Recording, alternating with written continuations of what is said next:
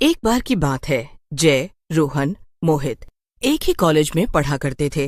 वो तीनों बहुत अच्छे दोस्त हुआ करते थे। एक बार वो तीनों गर्मियों की छुट्टियों में बाहर जाने का सोचते हैं। सुनो यार, इस बार कुछ सोचा, कहाँ जाएं? नहीं यार, समझ नहीं आ रहा। पिछली बार पूरी छुट्टियां घर में रहकर ही बर्बाद हो गई थी। इस बार नहीं होना चाहिए यार। हाँ यार, लेकिन हमें जल्दी सोचना होगा। पता चले सोचते सोचते छुट्टियां खत्म हो गईं। हाँ यार, लेकिन कहाँ जाएं? बचपन में ठीक था यार। जब भी छुट्टियां पड़ती, पापा गांव ले जाते थे। कोई झंझट नहीं। Good idea. तेरे गांव चलते हैं, क्या बोलता है? थोड़ा सा गांव की ठंडी ठंडी हवा खाएंगे। इस गर्मी में ठंडी के मजे मिल जाए। इससे ज्यादा क्या ही चाहिए। हाँ यार, चलते हैं, क्या बोलता है? वो अगले दिन सारी तैयारी करके रोहन के गांव जयमलपुर के लिए बस में बैठकर निकल जाते हैं। उन्हें वहां पहुंचने में पूरा दिन लग जाता है। शाम को जब वो गांव पहुंचते हैं तो वहां काफी शाम हो चुकी थी और बस अड्डे से गांव तक जाने के लिए उन्हें कोई भी बैलगाड़ी नहीं मिल रही थी। तभी उन्हें दूर से बैलगाड़ी आती हुई दिखाई देती है। वो जोर जोर से उस बैलगाड़ी वाले को बुलाने लगते हैं। भैया, ओ बैलगाड़ी वाले भैया, जरा रुकिए। अरे बच्चों, कौन हो तुम? हैं? यहाँ के तो नहीं लगते। कहाँ जाना है तुम्हें? जयमलपुर जाना है चाचा, शहर से आए हैं आज ही। अच्छा अच्छा, चलो बैठो, तुम्हें जयमलपुर छोड़ देता हूँ। इसके बाद सब बैलगाड़ी में बैठ जाते हैं और जयमलपुर के लिए निकल जाते हैं। वैसे तुम्हें किसके यहाँ जाना है? मैं भी यहीं का रहने वाला हूँ। मैं भोला राम जी का पोता हूँ। बस इस बार गर्मी की छुट्टियों में अपने गांव आया हूँ। ये दोनों मेरे दोस्त हैं। अच्छा, तो तुम राकेश के बेटे हो? कैसे हैं तुम्हारे पिताजी? आप मेरे पापा को जानते हो? जब वो छोटा था तो मेरे साथ ही रहा करता था। फिर वो पढ़ाई के लिए बाहर चला गया। अपने पिताजी को बोला करो बेटा कि कभी आ जाया करे गाँव में। जी, घर जाकर पापा से जरूर बोल दूंगा। और बच्चों, आते समय किसी तरह की कोई दिक्कत तो नहीं हुई ना? नहीं चाचा, हम तो मजे से आए हैं। गांव पहुंचने में और कितना वक्त है? बस थोड़ा और, थोड़ी देर में हम गांव पहुंच जाएंगे। इसके बाद वो सभी गांव पहुंच जाते हैं और बैलगाड़ी वाले भैया उन्हें रोहन के घर के सामने उतार देते हैं और जोर जोर से भोला राम जी को आवाज लगाने लगते हैं। इसके बाद रोहन के दादाजी बाहर आ जाते हैं। दादाजी नमस्ते। दादाजी नमस्ते। दादाजी नमस्ते। नमस्ते नमस्ते। आओ बच्चों, अंदर आओ। राकेश की माँ, रसोई से बाहर आओ। देखो, बच्चे आ गए।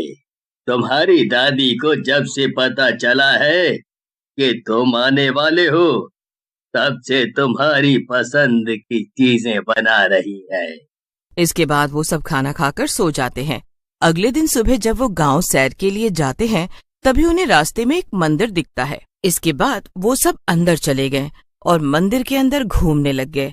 तभी वहाँ मंदिर के पंडित जी पहुँच जाते हैं। आओ बेटा, ये लो प्रसाद ले लो। पंडित जी, ये मंदिर कितने साल पुराना है? हाँ बेटा, ये मंदिर काफी साल पुराना है। कई सालों पहले एक राजा ने ये मंदिर बनवाया था। तब से यहाँ के लोग इस मंदिर की देखभाल किया करते हैं। अरे वाह, ये इतना ज्यादा पुराना है? हाँ बच्चों, चलो बच्चों, अब मैं चलता हूँ। वाह यार, राजा महाराजाओं के टाइम का मंदिर। उन राजाओं की जिंदगी कितनी सेट होती। इसके बाद वो सब घर चले गए। रात को जब वो सब मिलकर खाना खा रहे थे, तभी मोहित पुराने मंदिर का जिक्र करता है। दादाजी, गांव में जब हम घूम रहे थे तो हमने एक मंदिर देखा। पंडित जी बता रहे थे कि उस मंदिर को एक राजा ने बनाया है। हाँ बेटा, वो काफी पुराना मंदिर है। जब मैं छोटा था तो मेरी माँ मुझे उस मंदिर की कहानी सुनाया करती थी। कैसी कहानी दादाजी? बताता हूँ। एक बार राज्य में एक तांत्रिक आया और वो रोज रात को गांव से बच्चा चुरा कर उसकी बलि देता था। उसके पास एक किताब थी जिसमें अगर आप अपना एक बूंद खून डाल दो तो वो किताब आपकी एक इच्छा पूरी कर देती थी। अभी वो किताब कहाँ है दादाजी? उसी मंदिर में जहाँ तुम आज गए थे, वहीं। मेरे दादाजी बताते थे कि महाराज ने वो मंदिर उसी किताब को कैद करने के लिए बनाया था, ताकि उस किताब के काले जादू को मंदिर की पवित्र शक्तियां अपने काबू में कर सकें। इसके बाद सबने खाना खाया और सब सोने चले गए, लेकिन रोहन और जय मंदिर के बारे में सोच रहे थे। रोहन, मंदिर में चलें क्या? क्योंकि दिन में तो वहाँ पंडित जी रहेंगे और वो हमें किताब ढूंढने नहीं देंगे।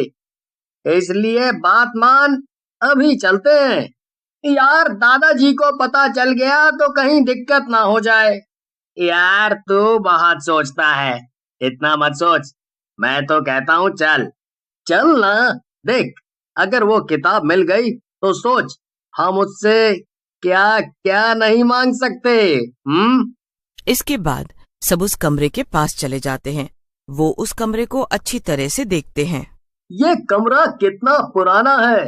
रोहन, अगर मुझे पता होता कि तेरे गांव में ये सब देखने को मिलेगा तो मैं कब का यहाँ आ चुका होता। ये तो तूने ठीक कहा। वो देखो, संदूक।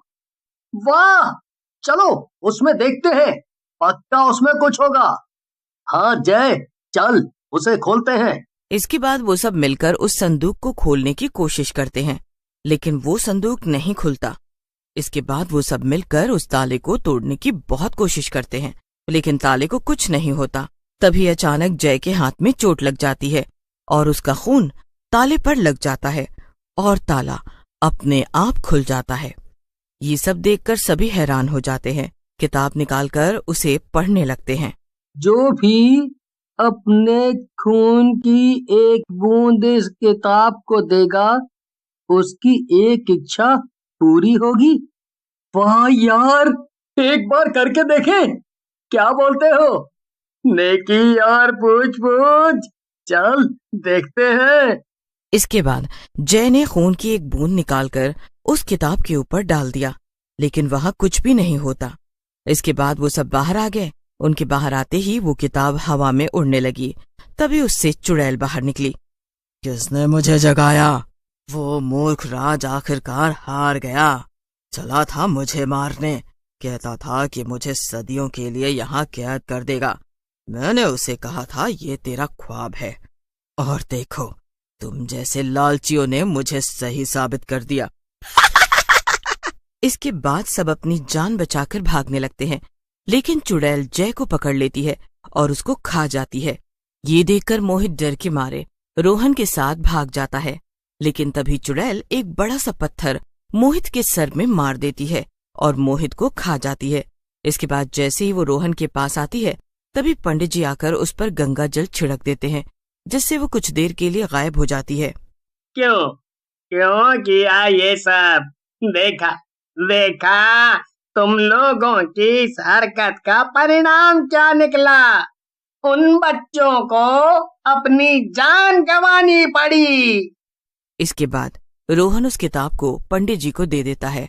पंडित जी उसे उसी बक्से में डाल देते हैं और इसके बाद पंडित जी अपना हाथ काटकर अपना खून उस ताले पर डाल देते हैं, जिससे वो ताला बंद हो जाता है।